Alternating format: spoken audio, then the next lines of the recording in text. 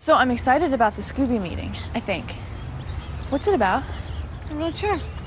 Probably just your garden variety disaster. I thought one of the biggest problems with Earth Song Live is trying to condense it into 90 seconds. Michael Jackson gets a good He builds it up. He gets time like to build. 8 minutes. It's a long song, long song. and you're building towards the anger and towards the urgency of it. But were you shocked to hear the critique that the problem was that it's not a well-known enough song? Because to me, it was the jaw-dropper of the season. I was like, come on now, come on.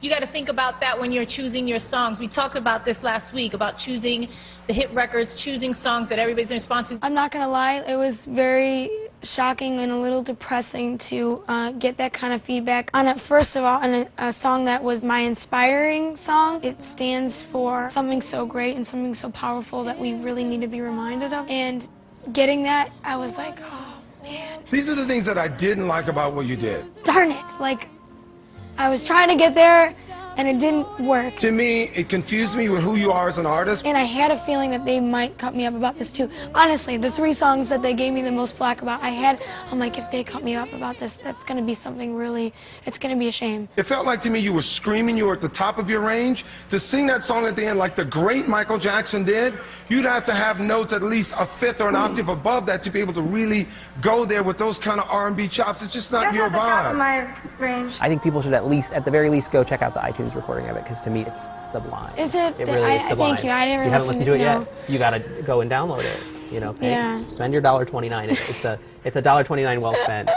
Well, I'll give you I $1.29 appreciate when we're that. done here. You must have it on your iPod. You needed to be singing runs at the end. If I felt like you were just screaming at the end the same note over and over. You were getting tweets, David Cook, Adam Lambert, Melinda Doolittle, major contestants from seasons past, Tom Hanks. People were angry about how you were being treated. My opinion is, I didn't like it. I thought you were screaming. I thought it was a bad song choice. I know, you Broke your arm.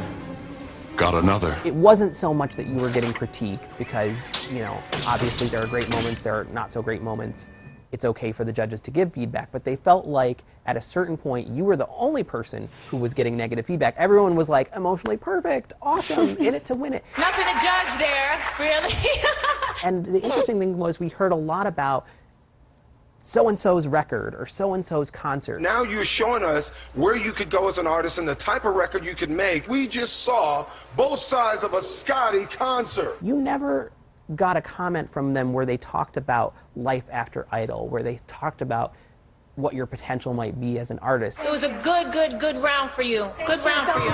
And I think these are subtle cues to say, you are crashing a party that you have not been invited to, and it's time for you to go home. And would you please go home? And why are you still here, you know, at the piano, hanging out and having a good time at the party? You're supposed to be home. Did you start feeling like you were crashing a party, or that you were getting that message? I know it's hardcore to talk about this, but no, not hardcore, but it's probably uncomfortable to talk about it sometimes. But it's all right, because you're being real. What you first brought up, the fact that it's not a song people know, it's sad that that has to be the excuse. I felt, you know, that was a big reason why they weren't fully on my train, my soul train, because I wasn't doing everything that's now, and I'm sorry that I'm not fully, like, just from this generation, but I have a lot behind me. No matter what, it's cool enough that I got to 3 from America's Vote. Getting this far, I mean, I'm glad, you know, at least people listened. And you had I Who Have Nothing to follow it up with. Talk a little bit about working with Gaga. She is awesome. She made her point that she came in there to be a mentor, not a judge. She was there for words of encouragement, and that's what she did. I'm not interested in judging them. I'm here purely to be a friend. I just want to give them senses of inspiration and confidence and help them bring out what's really special about them. I like people that you walk into a room and you know that they're already treating you as an equal, especially after you've sang to them and you're getting all this good vibes that are just feeding off of each other. It's perfect for her. She's beautiful. It's amazing. Thank you. Really nice things, like compliments from her. It was really cool. And her being excited about me doing a song that isn't even released yet. We jammed a little on it, and she was into it. So you had a little talk about the previous week's performance then on You and I.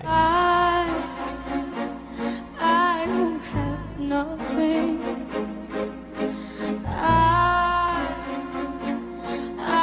will have no one. Now, Now, obviously, tackling I Who Have Nothing, major moment for Jordan Sparks in season 6, probably her defining moment that season. So when I heard you were doing it, I was like, oh man, I don't know about this. After I said yes, and then they told me, and I was like, oh darn. You took it in a different direction. I always thought Jordan's version was a young girl who's been spurned by her love and she's heartbroken. You were a little more stalkery about it. It was like, you know, you're kind of there, pressed up against the window pane for real. Like maybe he should be getting a restraining order. There was that loony drama to it. Definitely. I have a knife, and I will use it. That song needs some psycho in it. But I could only watch you win. My love's pressed up against the window pane.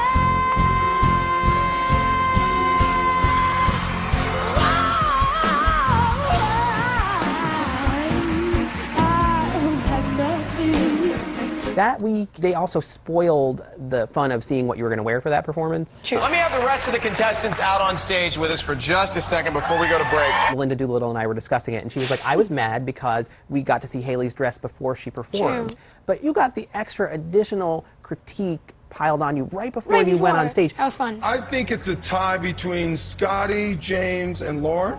Round 1. Did you cry? They showed you cutting to break, and you turned away, and I was like, I think Haley might have cried. Nobody see me cry, man. Okay. So you can guess, but I was very upset about it. Yeah. What the heck? Who's the best? Everyone but cool, you. Thank you. Very, very, very interesting. It's got to be hard to be composed, though, because there's getting emotional in a performance and feeling it, and then there's like getting hit with a 2x4 right. and then being like, hey, go out and sing. I had Rachel come back there, give me some encouraging words and say, you know, like, now you just got to do what you do. Bring us to the vessel. Take us now. I tried to hold it together. And right before that, actually, the dress, it's funny that you should mention it, I was wearing something completely different. A second beforehand, they're like, we want you to change it. So I changed it. But I was really into it. It was a white leathery dress that was completely tight and had these like shoulder pads. It was so tight. It had a black flower thing and then just a long train with the legs all cut out. Very Spanish looking. Really? I loved it. But I guess it was a good thing to change it because I was so contained. I needed to like...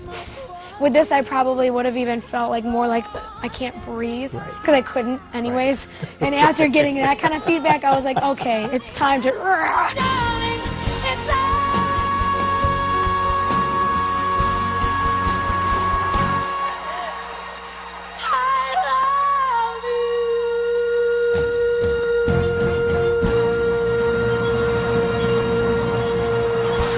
You can't last much longer. You can.